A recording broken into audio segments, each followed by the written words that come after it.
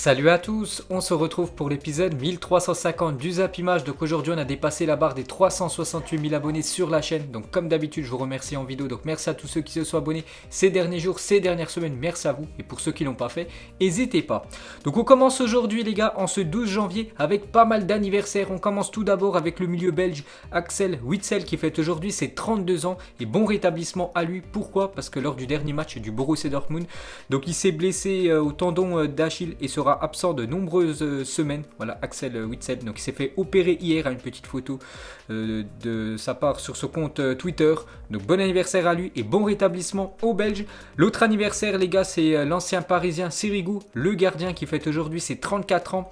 Il y a aussi un autre italien, c'est Alessio Romagnoli, le capitaine de l'AC Milan qui fête aujourd'hui ses 26 ans. Bon anniversaire aux défenseurs. Il y a aussi le jeune crack Lassina Traoré qui fête aujourd'hui ses 20 ans.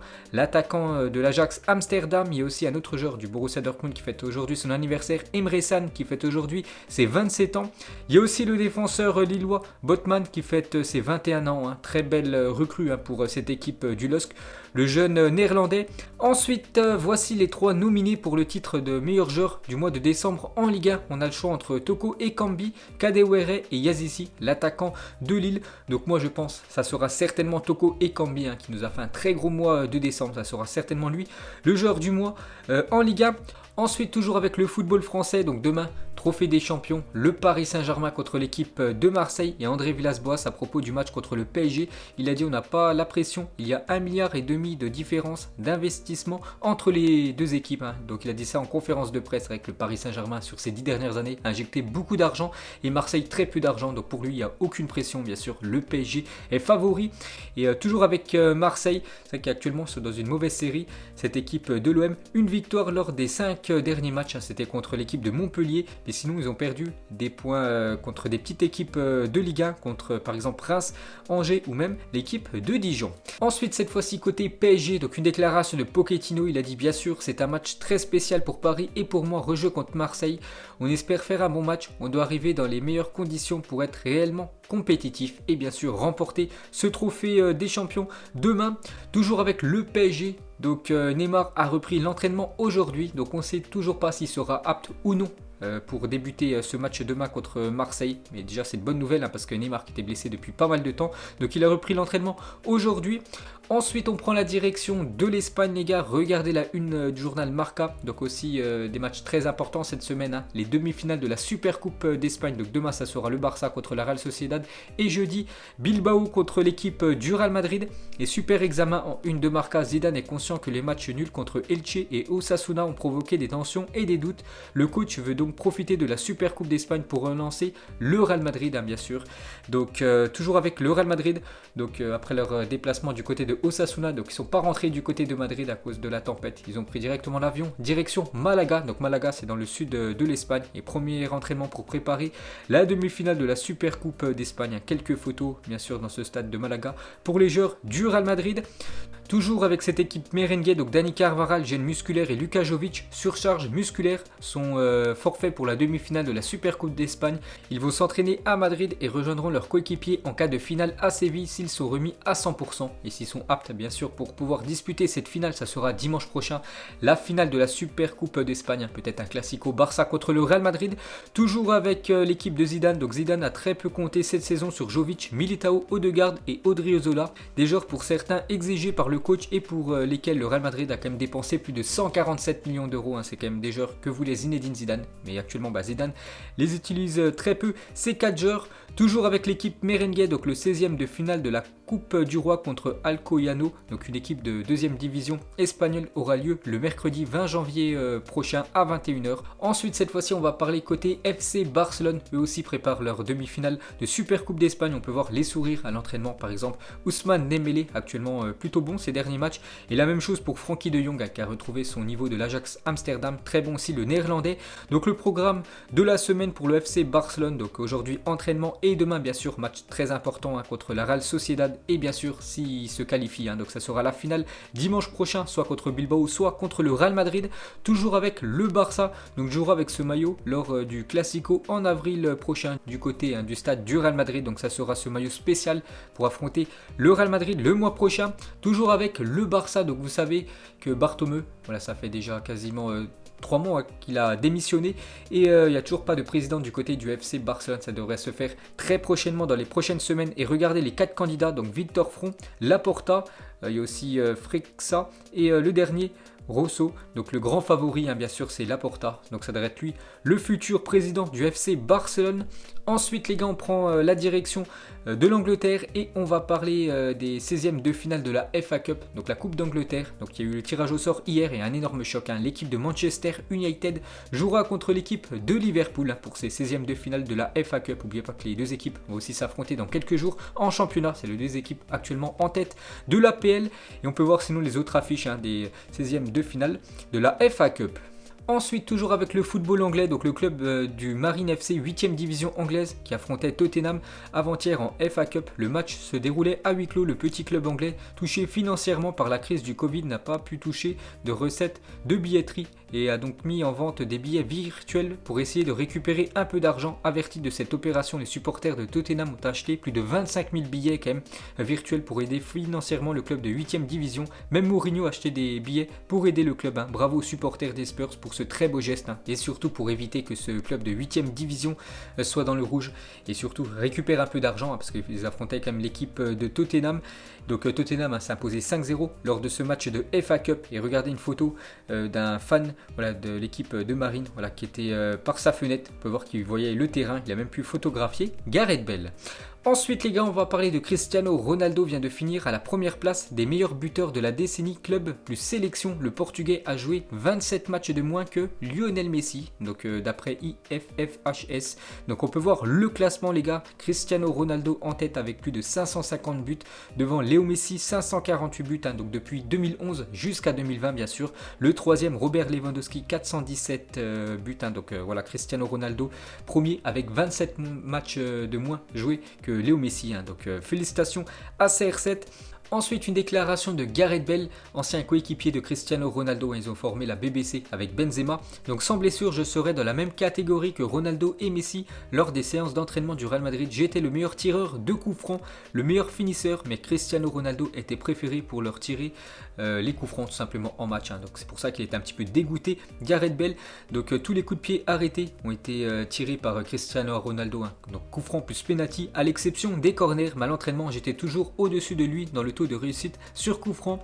Donc il a aussi dit: en finale de Ligue des Champions, j'ai très bien fait, en particulier contre l'Atlético Madrid. Nous étions à 2 minutes de perdre, mais je les ai sauvés. Nous avons gagné 4-1, mais mon nom est oublié. Donc voilà, il a quelques remords par rapport au Real Madrid. Et pour finir avec lui, toujours avec une finale de Ligue des Champions, cette fois-ci contre Liverpool, quand il avait marqué son magnifique retourné acrobatique contre Liverpool en finale. J'ai marqué un but sensationnel, mais personne ne veut admettre que c'était le meilleur but de la saison en Ligue des Champions, simplement parce que je m'appelle Gareth Bale. Donc voilà le coup de gueule du joueur gallois.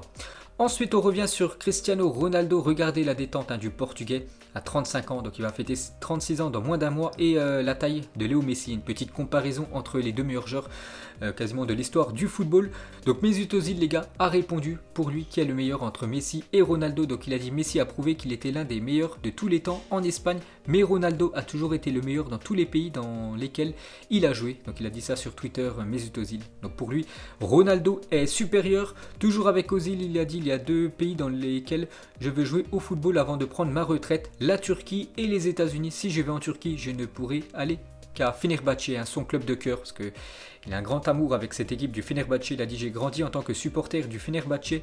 Chaque personne germano-turque qui a grandi en Allemagne soutient une équipe turque et la mienne, c'est le Fenerbahçe. Le Fener, c'est comme le Real Madrid en Espagne, c'est le plus grand club du pays. Donc voilà ce que dit Mesut Özil. Donc il aimerait tout simplement y aller du côté de la Turquie, du côté du Fenerbahçe. Et pour finir, il revient sur sa situation actuellement du côté de Arsenal.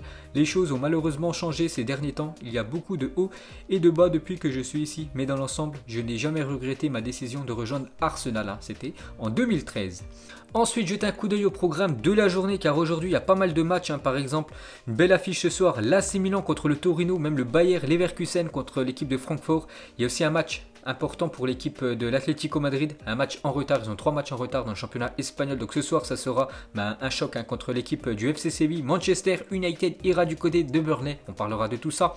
Bien évidemment, demain, on revient les gars sur l'équipe de l'AC Milan et avec l'attaquant vedette, bien sûr Zlatan Ibrahimovic. Quand Zlatan s'échauffe, c'était lors du dernier match de l'AC Milan. Donc il a joué seulement 6 minutes parce qu'il était blessé. Le dernier match complet de Zlatan, c'était le 22 novembre dernier. Depuis, il a une blessure quand même. Ça fait quasiment un mois qu'il n'a pas joué. Donc il a joué seulement 6 minutes lors du dernier match. Peut-être aujourd'hui, il sera titulaire Zlatan. Et regardez quand il s'échauffe. Regardez la détente de Zlatan Ibrahimovic.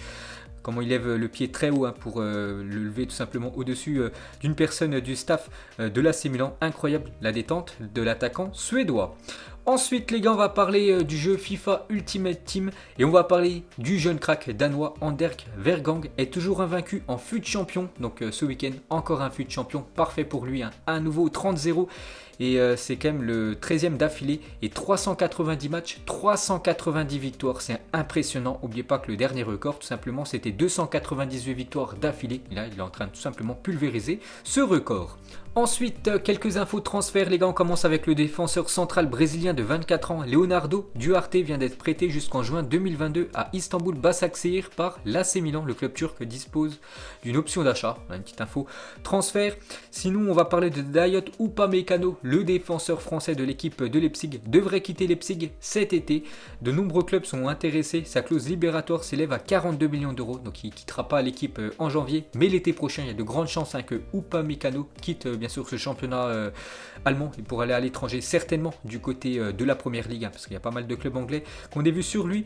Toujours avec un défenseur, donc cette fois-ci c'est Tomori, le défenseur de Chelsea, et l'AC Milan a contacté Chelsea pour Tomori qui verrait d'un bon oeil un départ en Italie. Il est l'option numéro 2 après Mohamed Simakan, le défenseur de Strasbourg, aussi pisté par l'équipe de l'AC Milan. Ensuite des nouvelles les gars de Moussa Dembélé qui devrait rejoindre dans les futurs jours, peut-être futures heures, l'équipe de l'Atlético Madrid, et Diego Simon, donc l'entraîneur des Colchoneros, confirme l'intérêt de l'Atlético pour Moussa Dembélé. Il a dit ce n'est pas encore bouclé mais c'est très avancé, je parlerai de lui quand il sera avec nous. Donc il a dit ça hier soir en conférence de presse avant le match ce soir contre Séville. Donc voilà, il y a de grandes chances quand même que Dembélé file du côté de Madrid. Ensuite une déclaration de Camavinga sur l'intérêt du Real Madrid. Donc le jeune crack rennais, il a dit ça fait plaisir qu'un grand club s'intéresse à toi.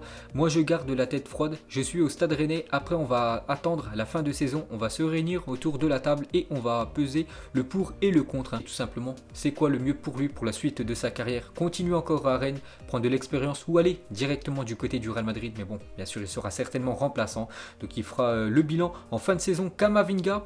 Ensuite des nouvelles de Van Dijk, donc Liverpool souhaiterait prolonger le contrat de Virgil van Dijk. Le club devrait ouvrir des négociations avec le néerlandais, donc actuellement toujours blessé, il est blessé depuis quasiment 3 mois, mais il est très proche du retour. J'ai vu quelques photos de lui actuellement en rééducation, bien sûr le défenseur néerlandais, et Liverpool aimerait prolonger son contrat. Ensuite une petite photo du cyborg norvégien, bien sûr Erling Haaland, tout se passe bien actuellement pour lui, il est revenu de blessure, il a déjà inscrit un doublé lors du dernier match. Ensuite on va parler du jeune défenseur droit anglais, James Tavernier, est actuellement le meilleur buteur 11 et le meilleur passeur 8 du championnat écossais. Le joueur des Glasgow Rangers est défenseur. Quel championnat, donc les défenseurs droits, et actuellement c'est quand même lui le meilleur buteur et le meilleur passeur du championnat écossais. Un joueur qui va certainement quitter bien sûr le championnat écossais, on le verra certainement aller en première ligue dans quelques mois.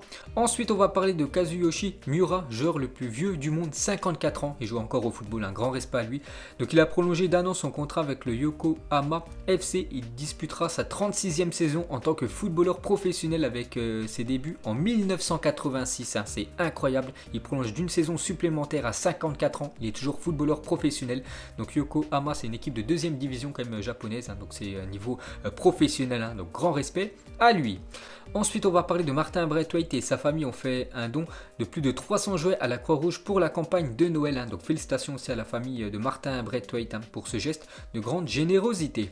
Ensuite des nouvelles de Paulo Dybala, donc lors du dernier match il est sorti sur blessure contre l'équipe de Sassuolo, donc c'est officiel, Paulo Dybala souffre d'une lésion du ligament collatéral médial du genou gauche, il sera indisponible entre 15 et 20 jours, donc ça c'est une très mauvaise nouvelle pour l'équipe de la Juventus, parce que les 2 prochains matchs de la Juventus, 2 matchs très importants, donc déjà un match de Serie A, ça sera dimanche prochain contre l'équipe de l'Inter Milan et mercredi 20 janvier, donc mercredi prochain les gars, ça sera la finale, la Super Coupe d'Italie contre l'équipe de Naples, et sera aussi forfait Dybala. Ensuite, regardez ce mur magnifique, hein, le mur de l'équipe de France avec Petit, Vieira, Thierry Henry et bien sûr Zinedine Zidane. Une autre photo collector de l'équipe de France était lors de l'Euro 1996, avant le sacre 2 ans plus tard de l'équipe de France en Coupe du Monde. C'était un France-Bulgarie bien sûr. Donc on peut voir voilà les joueurs de l'équipe de France avec bien sûr des légendes hein, comme Zidane, comme Deschamps ou même comme Lizarazu ou même De Sailly bien évidemment. Et pour finir les gars, ce Zap Image, on termine avec une très belle photo de ce stade que je vous montre hein, pas mal de fois. C'est le Mercedes-Benz Stadium, le stade de l'Atlanta United, donc une équipe en MLS. Regardez cette magnifique image, hein, ce magnifique stade, c'est tout simplement un chef-d'œuvre. Donc voilà les gars, la fin de ce Zap Image 1350. Donc si ça vous a plu, un petit like et je vous ferai l'épisode 1351 demain. Donc moi je vous laisse et je vous dis à la prochaine comme d'habitude. Ciao à tous.